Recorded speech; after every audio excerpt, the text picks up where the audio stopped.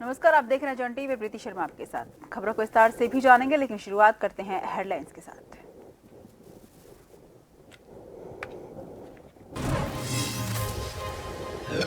Uttarakhand global investor summit का आखिरी दिन, समापन समारोह में शामिल हुए गृह मंत्री शाह ने कहा 3.5 लाख करोड़ के MOU हुए हैं साइन।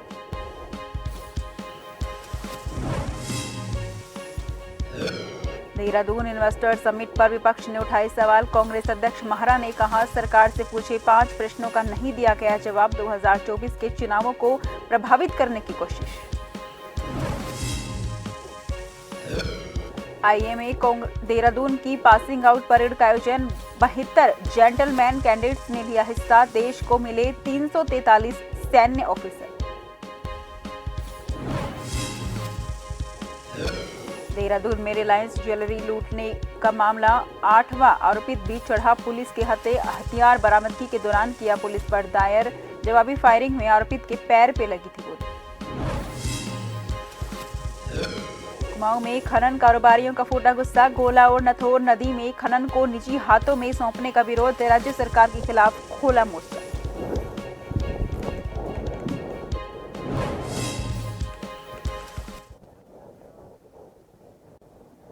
रुक करते हैं खबरों की ओर। उत्तराखंड के कल वैश्विक निवेशक सम्मेलन का शुभारंभ प्रधानमंत्री नरेंद्र मोदी ने किया, तो वहीं आज समापन अमित शाह पहुंचे। वैश्विक निवेशन सम्मेलन के पहले दिन 44,000 करोड़ के निवेश प्रस्ताव पर सरकार ने निवेशकों के साथ करार किया है। गृह मंत्री अमित शाह मंच पर पहुंचे और समारोह के सफल आयोजन के लिए मुख्यमंत्री पुष्कर सिंह धामी को बधाई दी। कहा कि आज समारोह का समापन नहीं, शुभारंभ है। गृह मंत्री ने कहा कि उत्तराखंड एक ही स्थान है जहां देवीय शक्ति भी है और डेवलपमेंट भी है, और मुख्यमंत्री धामी ने इसके साथ परफॉर्मेंस भी जोड़ दी है।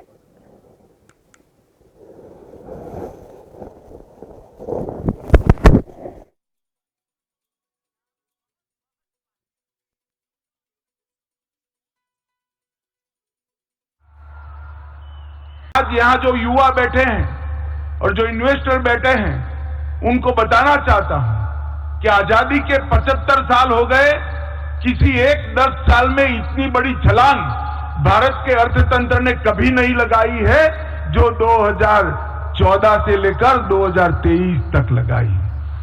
IMF ने भी डार्क जोन में ब्राइट स्पॉट कहा। मॉर्गन स्टैनली ने उनके अनुसार निश्चित रूप से कहा है कि 2027 तक जापान और जर्मनी को पीछे छोड़कर भारत विश्व की तीसरे नंबर की अर्थव्यवस्था बन गया। प्रधानमंत्री जी का और गृह मंत्री जी का हृदय से धन्यवाद करता हूं। भाइयों बहनों, आदरणीय प्रधानमंत्री जी के नेतृत्व में आज उत्तराखंड विकास के पथ पर आगे बढ़ रहा है। पिछले 9 सालों की बात करें तो 9 सालों में उत्तराखंड के अंदर अनेक काम, ऐसे काम जिसके बारे में पहले सोचना भी बहुत दूर की बात थी, वो सारे के सारे काम धरातल पर आज उतर रहे हैं, तेजी से आगे बढ़ रहे हैं। उसमें मैं बहुत विस्तार से जाऊंगा तो बहुत लंबा हो जाएगा। उन्हें कोटि कोटि प्रणाम, बहुत बहुत स्वागत उनका।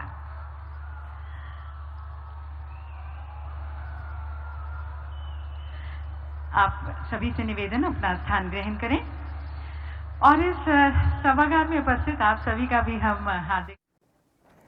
वही खबर पर तमाम जानकारी के लिए हमारे संवाददाता हिमांशु बरमोला हमारे साथ लाइव जुड़ चुके हैं। हिमांशु, क्या कुछ अपडेट है? कितना कुछ काम यहाँ पर किया गया है? बड़े दिनों से इसकी तैयारियां चल रही थी, क्या कुछ यहाँ पर किया गया है? हिमांशु।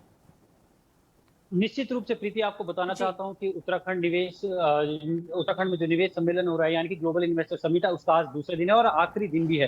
पहले दिन की अगर बात की जाए तो पहले दिन प्रधानमंत्री नरेंद्र मोदी ने इसका शुभारंभ किया और दूसरे दिन आज गृह मंत्री अमित शाह इसके समापन समारोह में पहुंचे हैं। सबसे बड़ी बात यह है कि मुख्यमंत्री पुष्कर सिंह धामी ने जो 2.5 लाख करोड़ का लक्ष्य रखा था, वो निवेश सम्मेलन पहले ही होने से पहले ही उसे प्राप्त कर लिया गया था। यानी कि तब तक 2.5 लाख से ज्यादा 3 लाख करोड़ का निवेश जो है MOU उस पर हस्ताक्षर हो चुके थे। वहीं आज की बात की जाए तो अभी तक तकरीबन 3.5 लाख करोड़ के निवेश जो हैं MOU उन पर हस्ताक्षर हो चुके हैं। सबसे बड़ी बात यह है कि मुख्यमंत्री पुष्कर सिंह धामी की खुद गृह मंत्री अमित शाह ने तारीफ की है। अमित शाह ने साफ तौर पर कहा कि जब वो कुछ दिन पहले उत्तराखंड आए थे, उत्तराखंड आने के दौरान उन्होंने मुख्यमंत्री पुष्कर सिंह धामी से पूछा था कि आपके निवेश का लक्ष्य क्या है। तो मुख्यमंत्री पुष्कर सिंह धामी ने उन्हें 2 लाख करोड़ का कहा था। इसके बाद ही आज जब वो यहाँ पर आए तो उन्होंने खुले मन से कहा कि धामी सरकार को इसके लिए वो बहुत बहुत बधाई देते हैं, क्योंकि आज ये निवेशक सम्मेलन 3.5 लाख के ऊपर जा चुका है। और उन्होंने साथ ही साथ मुख्यमंत्री पुष्कर सिंह धामी को बधाई देते हुए उत्तराखंड प्रशासन को भी बधाई दी है, जिन्होंने इस पर मेहनत की। अगर उत्तराखंड की बात की जाए तो उत्तराखंड में जो सरकार ने है वो 6000 एकड़ का लैंड बैंक तैयार किया हुआ है निवेशकों के लिए। वहीं अगर सुरक्षा की बात की जाए तो उत्तराखंड की जो कानून व्यवस्था और सुरक्षा व्यवस्था है वो निवेशकों के लिए बहुत ही सरल तरीके से और सुरक्षित है। इसके साथ ही साथ बात की जाए तो देश में सबसे बड़ी सस्ती जो बिजली है वो उत्तराखंड में दी जाती है। वहीं जो मुख्यमंत्री पुष्कर सिंह धामी का सम्मेलन था कि 44,000 माफ कीजिएगा कि 2.5 लाख करोड़ का जो उन्होंने लक्ष्य रखा था और उसके तहत 30,000 करोड़ की ग्राउंडिंग का उन्होंने लक्ष्य रखा था, तो कहीं ना कहीं वो लक्ष्य पहले प्राप्त कर लिया था। और अब 44,000 करोड़ का जो निवेश है वो धरातल पर उतारने के साथ ही 24,000 करोड़ के एमओयू पर काम होना शुरू भी हो गया है। कहीं ना कहीं ये मुख्यमंत्री पुष्कर सिंह धामी को एक बड़ी पहल सामने नजर आ रही है। वो उत्तराखंड में निवेशकों को आमंत्रित कर रहे थे, निवेशकों को उत्तराखंड बुला रहे थे। अब निवेशक भी यहाँ के जो वातावरण है उसको देखते हुए उनमें उत्साहपूर्ण है। सबसे बड़ी बात ये भी है कि ये जो उत्तराखंड में निवेशक सम्मेलन हो रहा है, या उत्तराखंड की अगर बात की जाए तो उत्तराखंड दिल्ली एनसीआर के बहुत नजदीक पड़ता है, तो कहीं ना कहीं इसका फायदा उत्तराखंड को मिलेगा। और पूरी तरीके से जिस तरीके से प्रशासन ने यहाँ पर काम किया है उसके लिए अमित शाह ने उनको सराहा भी है। वहीं अमित शाह ने अपने संबोधन से साफ तौर पर यह भी कहा कि उत्तराखंड को अटल जी ने बनाया है और अब मोदी जी इसको संवारने का काम कर रहे हैं। क्योंकि पिछले कुछ दिनों देखा गया था कि उत्तरकाशी में जिस तरीके से टनल हादसा हुआ था उसके तहत खुद गृह मंत्री ने साफ तौर पर कहा कि भले हम मॉनिटरिंग कर रहे हैं, लेकिन इसका जो असल श्रेय है वो मुख्यमंत्री पुष्कर सिंह धामी को जाता है। चाहे वो निवेशकों की बात की जाए तो निवेशक यहाँ पर भी अब आकर्षित हो रहे हैं सम्मेलन के लिए। सबसे बड़ी बात ये भी है कि जो मुख्यमंत्री पुष्कर सिंह धामी ने विदेशों में जाकर दौरे किए थे वो अब साफ झलकता हुआ नजर आ रहा है, धरातल पर दिख भी रहा है। कहीं ना कहीं ये एक बहुत बड़ी पहल मुख्यमंत्री द्वारा की गई है। जी हिमांशु, खबर पर तमाम जानकारी के लिए बहुत बहुत शुक्रिया। बता दें कि उत्तराखंड में ग्लोबल इन्वेस्टर समिट का आयोजन किया जा रहा था। 2 दिवसीय समिट था जिसके लेकर कई दिनों से तैयारियां लगातार चल रही थी। फिलहाल रुक करते हैं अगली खबर की ओर, जहां पर बीजेपी ने अपने वरिष्ठ नेता दिवंगत मोहन सिंह रावत गांववासी को पार्टी मुख्यालय में भावभीनी विदाई दी है। इस अवसर पर मुख्यमंत्री पुष्कर सिंह धामी और प्रदेश अध्यक्ष महेंद्र भट्ट की मौजूदगी में पूर्व सीएम त्रिवेंद्र सिंह रावत, तीरथ सिंह रावत ने उनके निधन को बीजेपी परिवार की अपूरणीय क्षति बताया है।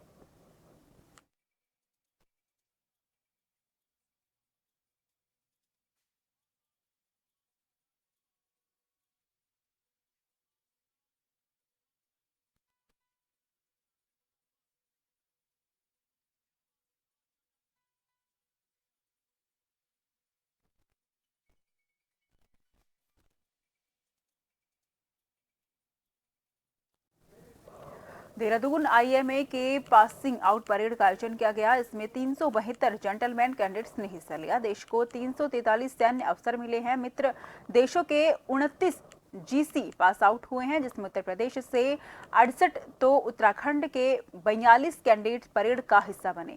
बात करें राजस्थान की तो राजस्थान के 34, बिहार के 27, हरियाणा के 22, महाराष्ट्र के 28, पंजाब के 20, जम्मू कश्मीर के 10, हिमाचल प्रदेश के 14 कैंडिडेट्स इसमें शामिल हुए। परेड में मुख्य अतिथि के तौर पर सीडीएस श्रीलंका शैवेंद्र सिल्वा परेड की सलामी ली। बता दें कि देहरादून की भारतीय सैन्य अकादमी में ऐतिहासिक पासिंग आउट परेड की तैयारियां पहले से की जा रही थी।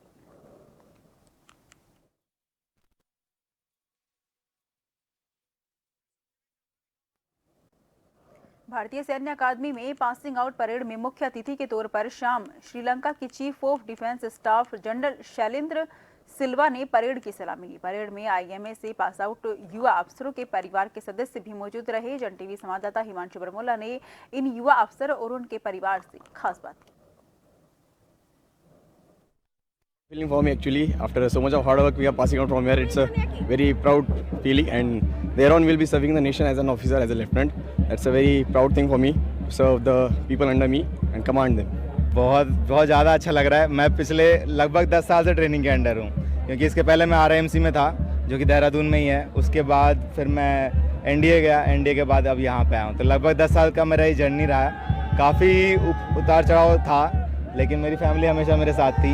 ये मेरी मम्मी है, मेरे पापा, मेरे मामा जी हैं। और सेना का है या? नहीं, कोई नहीं था। मेरे नाना जी थे, वो CMP में थे एज अ सोल्जर। ये मेरे से ज़्यादा मेरे माता पिता, मेरी फैमिली के लिए ये सबसे ज़्यादा खुशी का मौका है।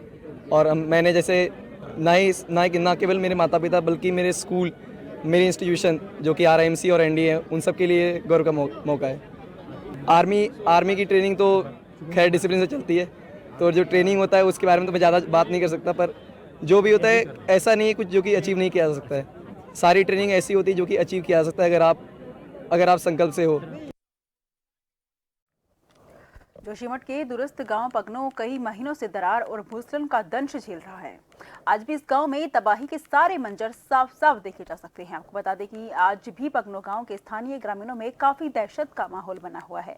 यहाँ के लोग आज भी ज्यादा बारिश होने पर डर के साए में जीते हैं। समय आने पर सुरक्षित स्थानों पर चले जाते हैं। वहीं पगनो गांव के छोटे छोटे नोनिहाल गांव के ही बने हुए पंचायती भवन में पढ़ने के लिए मजबूर हैं, जहां पर बच्चों को कुछ भी ऐसी सुविधा नहीं है जिसका लाभ गांव का ही नोनिहाल ले पाए। आज भी गांव में भूस्खलन जैसी समस्या बनी हुई है।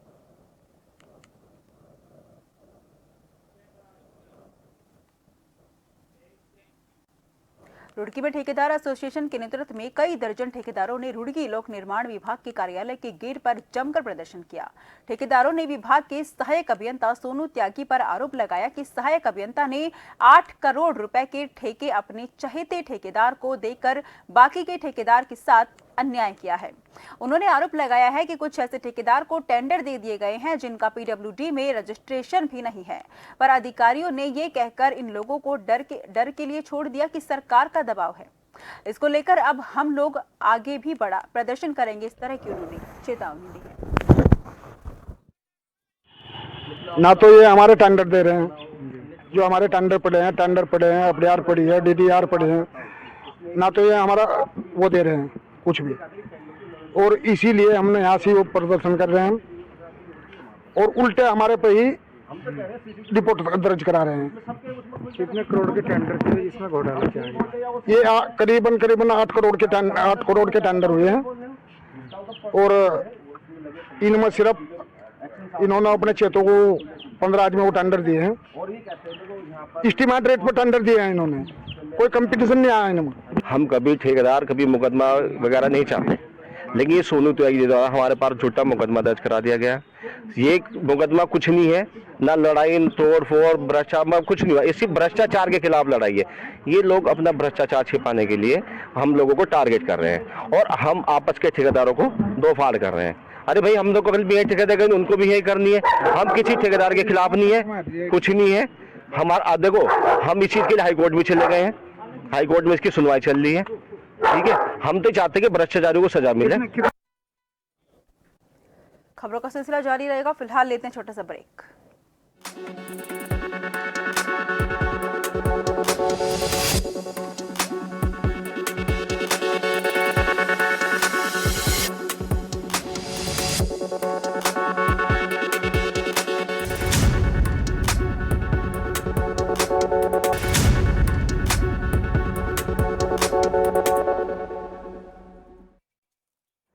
ब्रेक के बाद फिर से आपका स्वागत है। रुक करते हैं खबरों की ओर।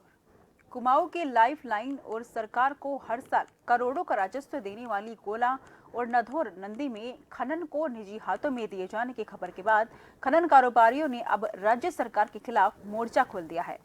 गोला खनन संघर्ष समिति और वाहन स्वामियों ने SDM कोर्ट में राज्य सरकार के खिलाफ जमकर नारेबाजी कर प्रदर्शन किया है। उन्होंने राज्य सरकार पर आरोप लगाते हुए कहा है कि गोला नंदी को निजी हाथों में दिया जा रहा है, जिसका वो कड़ा विरोध करते हैं। इसके साथ ही फिटनेस के नाम पर भी वाहन स्वामियों से मोटी रकम वसूल की जा रही है। उन्होंने SDM के माध्यम से मुख्यमंत्री को ज्ञापन भेजते हुए तत्काल मांगे पूरी करने की बात कही है। दी जा रही है और सरकार का कहना है कि जो है लक्ष्य की पूर्ति नहीं हो पाती है, इस वजह से हम गोला को निजीकरण में दे रहे हैं। लेकिन हमारा कहना यह है कि किस साल ऐसा सरकार हमको बता दे कौन सा साल ऐसा है कि हमने पूरा माल नहीं उठाया। अरे आपका लक्ष्य प्राप्ति नहीं हो रही है तो लक्ष्य प्राप्ति आप शांतिपुरी में ठेकेदार बैठाइए, आप जो है बाजपुर में जो चोरी हो रही है उसको रोकिए। गौला नंबर 1 की है, इसको ऐसी रहने दीजिए जैसे चल रही है, हमारी ये मांग है। गौला में जो सरकार द्वारा निजीकरण किया जा रहा है, ठेकेदार को गौला दी जा रही है, सारे वाहन स्वामी, सारी संघर्ष समितियाँ इसका पूर्ण रूप से विरोध करती हैं, क्योंकि इससे 2 लाख लोगों का परिवार चलता है। और अगर इस प्रकार की अगर कोई भी कार्रवाई की गई तो हम लोग न गौला चलने देंगे और सारे अपने वाहनों को ला करके हम सड़कों पर खड़े कर देंगे। और नंबर 2, जो सरकार द्वारा एक जो यहाँ ऐसा माहौल बना दिया गया, लूट खसोट का माहौल बना दिया गया है, फिटनेस भी प्राइवेट को दे दी गई है। वहीं पिथौरागढ़ महाविद्यालय से कैंपस हटाने की मांग को लेकर छात्रों ने कैंपस में धरना शुरू कर दिया। उन्होंने जल्द कैंपस को नहीं हटाने पर आंदोलन की चेतावनी दी है। इस दौरान छात्रों ने कैंपस में खाली पड़े पदों पर भी नियुक्ति करने की मांग की है। एनएसयूआई प्रदेश महासचिव ऋषभ कलपासी के नेतृत्व में छात्र कैंपस में एकत्र हुए। उन्होंने यहां सरकार और कुलपति के खिलाफ प्रदर्शन किया। उन्होंने कहा कि पिथौरागढ़ महाविद्यालय को कैंपस बनाकर छात्र छात्राओं की फीस बढ़ा दी गई है। ऋषभ कलपासी ने कहा कि कैंपस को राजनीति का अड्डा बना दिया गया है। वहीं छात्र संघ महासचिव अंशु राज ने कहा कि शिक्षक पढ़ाना छोड़कर कॉलेज में राजनीति कर रहे हैं। अभी तक हमारे पास कोई भी कॉलेज का कर्मचारी, कोई भी शिक्षक हमसे मिलने नहीं आया है, हमारी मांगों को सुनने नहीं आया है। ये बहुत दुर्भाग्यपूर्ण है और हमारा ये धरना जो है ये अनिश्चित काल तक चलेगा। हमारा ये धरना आप सभी छात्र छात्राओं के लिए है। हमारा आपसे निवेदन है कि सारे छात्र छात्राओं से ये निवेदन है कि आप कॉलेज में आएँ तो एक बार ज़रूर हमारे धरने में अपना समर्थन देने के लिए आएँ, क्योंकि जो ये फ़ीस हाई आज हो गई है, आज 3000 हुई है, कल 8 से 9000 भी हो जाएगी। तो जो हमारे दूरगामी क्षेत्र के बच्चे हैं जिनकी स्थिति इतनी अच्छी नहीं है, तो उन लोगों से मैं विशेष कहना चाहूँगा कि आप लोगों ने इस धरने को समर्थन देने जरूर आना है। देखिए, आज हमारे द्वारा कैंपस वापसी के लिए आंदोलन किया जा रहा है। जो सभी को पता है, बिना शासनादेश के हमारे कॉलेज के छात्र छात्राओं से कैंपस की फीस ली जा रही है। पिछले 3 वर्षों से कैंपस की फीस ली जा रही है, लेकिन कोई भी शासनादेश नहीं आया है। जो सरकार की नाकामियां हैं। वहीं एसटीएफ और देहरादून पुलिस के संयुक्त प्रयास से रिलायंस ज्वेलरी लूट में 8वें आरोपी को गिरफ्तार किया गया है। विक्रम कुशवाहा नाम का ये आरोपी लूट की घटना के दौरान शोरूम के बाहर पिस्टल के साथ गाड़ी में मौजूद था। पुलिस ने इस आरोपी को उत्तर प्रदेश के पीलीभीत से गिरफ्तार किया है। इस आरोपी को पायलट नाम के कोड वर्ड से बुलाया जाता था और इसका काम लूट के दौरान यदि मामला बिगड़ता हुआ दिखे तो बाकी लुटेरे को सचेत और रेस्क्यू करना था। जब पुलिस ने इस आरोपी से पूछताछ की तो पता चला कि उसके पास मौजूद पिस्टल को उसने प्रेमनगर के जंगल में छिपाया है। हथियार को बरामद करने के लिए जब पुलिस आरोपी के साथ जंगल में पहुंची तो छुपाई गई लोडेड पिस्तौल को झाड़ियों से निकालकर आरोपी ने पुलिस पर फायर कर दिया। बदले में पुलिस ने भी आरोपी पर फायर कर उसके पैर से गोली मारी। फिलहाल आरोपी का इलाज प्रेमनगर के अस्पताल में किया जा रहा है। तारीख को रिलायंस के शोरूम में राजपुर रोड पर डकैती पड़ी थी और इसके बाद जो है हमारी ख्यालय के निर्देश पर इसमें संयुक्त टीम बना दी गई थी एसटीएफ और देहरादून पुलिस की, जिसमें टेक्निकल टीमें अलग काम कर रही थी और जो हमारी ऑपरेशनल टीमें थी वो लगातार इसमें लगी थी। इसमें 7 लोग को तो पूर्व में गिरफ्तार किया गया था, जिसमें अभिषेक अरेस्ट हुआ था जो घटना में डायरेक्ट ज्वेलरी लूट में अंदर शोरूम में शामिल था। अब जो गिरफ्तारी हुई है इसमें विक्रम कुशवाहा नाम का व्यक्ति अरेस्ट हुआ, जिसका कोड नेम पायलट था पूरे गैंग में और जिसका काम था कि वो यहाँ पर जब डकैती की जब इसके सदस्य जाते हैं तो बाहर सपोर्ट बेस्ड वेपन के साथ गाड़ी के साथ ये मौजूद था।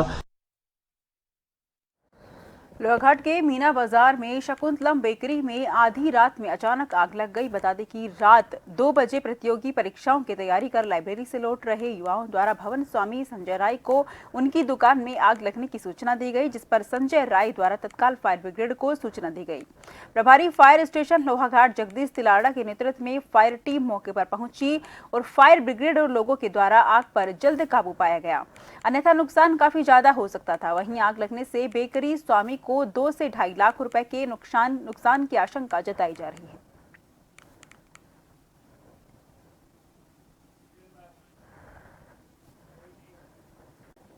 चंपावत जनपद के सीमांत तराई नगर टनकपुर के कस्तूरबा गांधी आवासीय विद्यालय परिसर में 3 दिसंबर को हुई चोरी का टनकपुर पुलिस ने खुलासा कर दिया है। पुलिस क्षेत्र अधिकारी अविनाश वर्मा ने बताया कि टनकपुर निवासी 2 युवकों योगेश आर्य और विकास सक्सेना को चोरी के माल सहित गिरफ्तार कर लिया गया है।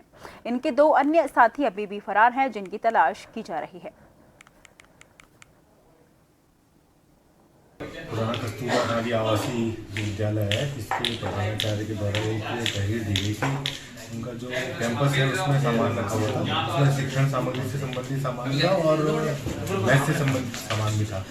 तो उस सामान को जब इन्होंने काफ़ी लंबे समय बाद देखा तो उसमें काफ़ी सारा सामान उनको गायब मिला। उस संबंध में FIR दर्ज करके हमने जब छानबीन शुरू करी तो ये पता लगा कि क्षेत्र के कुछ अज्ञात युवक हैं, जिनके द्वारा ये काफ़ी लंबे समय के द्वारा ये चोरी की गई है। इस घटना के खुलासे के लिए प्रभारी निरीक्षक टनकपुर के नेतृत्व में एक टीम बनाई गई और इस टीम ने लगातार काम।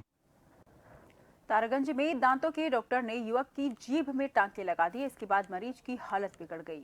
परिजन उसे बरेली स्थित अस्पताल ले गए, जहां इलाज के दौरान युवक की मौत हो गई। वहीं डॉक्टर रविंद्र ने बताया कि एक व्यक्ति को मृत अवस्था में सामुदायिक स्वास्थ्य केंद्र सितारगंज में लाया गया, जिसकी सूचना सितारगंज पुलिस को दे दी गई। पुलिस ने शव को अपने कब्जे में लेकर पंचनामा कर पोस्टमार्टम के लिए खटीमा भेज दिया। पुलिस ने मामले की जांच शुरू कर दी। वहीं दूसरी ओर मृतक के परिजन कोतवाली पर धरना देकर बैठ गए और दांतों के डॉक्टर के खिलाफ जल्द से जल्द कार्रवाई की मांग की है। वहीं परिवारजन को पुलिस ने जल्द से जल्द उचित कार्रवाई करने का आश्वासन दिया है। तो इनने जीप में ब्लड थोड़ी आ रहा था तो टाँके भर दिए। जब टाँके भरे तो इसका मुंह सूज गया बहुत बड़ा। तो टुन्ना सर ने कहा कि तुमने ये क्या किया, कहाँ करवाया आया। उनने भगाया कि और जाओ जहाँ लगवाए कटवा ले इसको। तो जे आए यहाँ कटवाने लड़का, तो हड़बड़ी में इनने टाँके काटते वगैरह सब उसकी नसें काट दी। जब नसें काट दी तो वो ब्लड नहीं रुका तो राममूर्ति ले गए। तो उसे भी डॉक्टरों ने कहा कि ये नहीं होता ऐसा, ये गलत हुआ। और ब्लड निकलते ही निकलते दम तोड़ दी बच्चे ने। तो उसे थोड़ी तकलीफ महसूस हुई, उसने टुन्ना को दिखाया। टुन्ना कह रहा है तूने कहाँ से कराया है? वो कह रहा मैंने यहाँ दास के यहाँ से कराया। उसने कहा चल जल्दी टाँके खुलवा के आ। तो इस दास ने नहीं कैसे जल्दी में कैसे टाँके खोले कि उसके में खून नसें कट गई, तो पूरा खून ही खून निकलने लगा। फिर टुन्ना को टुन्ना दिखाई कि मेरे बस में नहीं है। फिर वो लोग ले गए बरेली ले गए सीधे। फिर सुबह एडमिट किया वगैरह, इलाज वगैरह चलता रहा। बहुत ज्यादा हालत खराब थी, 2% खून बचा था। फिलहाल के लिए मुझे दीजिए इजाजत। देश भर की तमाम खबरों के लिए आप लगातार देखते रहिए जन टीवी, क्योंकि हम हैं जन जन की आवाज।